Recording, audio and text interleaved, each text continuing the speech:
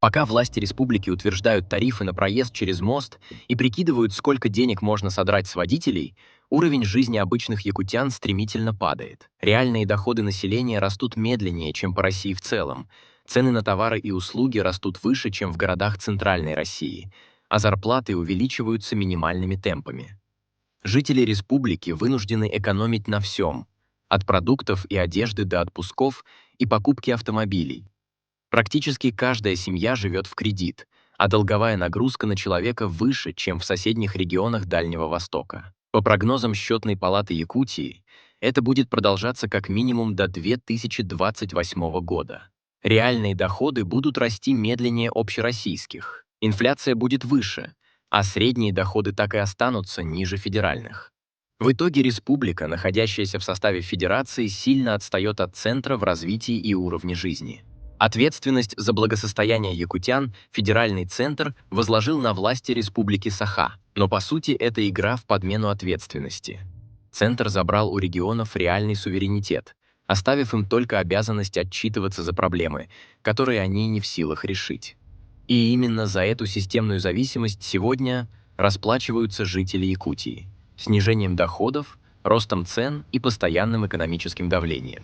По сравнению со средними показателями по стране уровень жизни в Якутии не просто не растет, он продолжает проседать. И это видно не по ощущениям, а по официальным цифрам.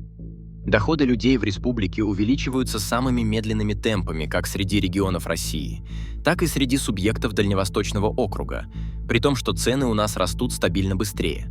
По данным Сахастата, за январь-сентябрь 2025 года номинальные доходы на душу населения в Якутии выросли на 115%, тогда как по стране – на 118%.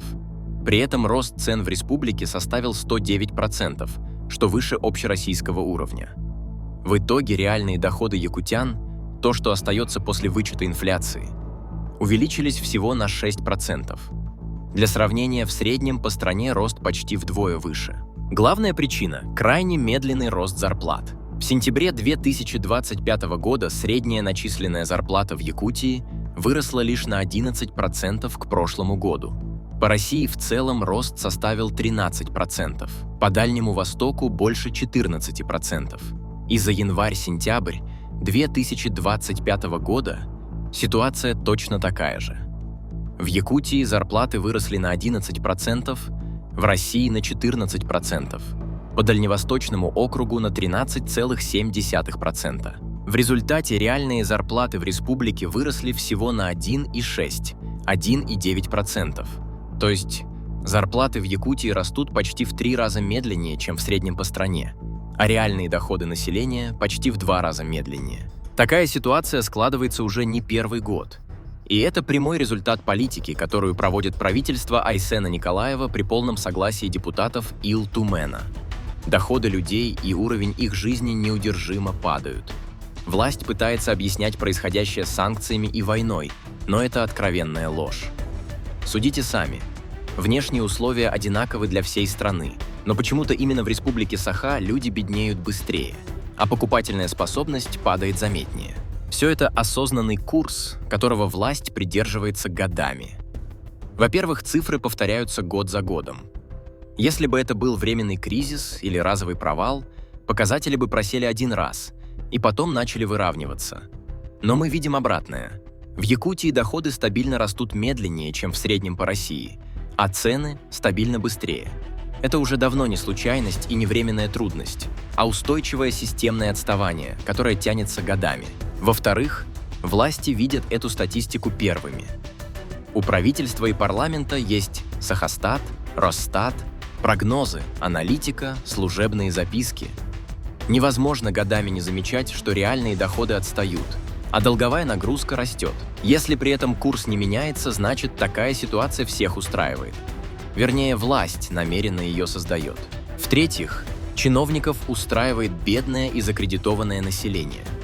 Люди, которые живут от зарплаты до зарплаты, тянут кредиты и при этом стараются просто прокормить семьи, физически не имеют ни сил, ни времени на споры и требования. Они много работают, чтобы закрывать базовые потребности, и им просто не до этого.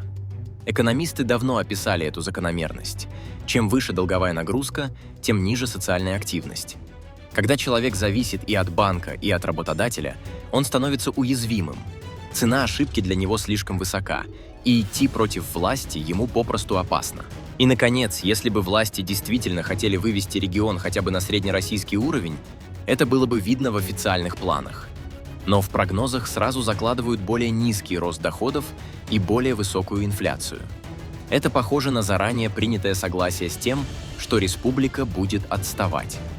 Ухудшение повторяется из года в год, прописывается в прогнозах и фактически принимается как норма. Так выглядит не только политика регионального руководства, но и общий курс, задаваемый Кремлем.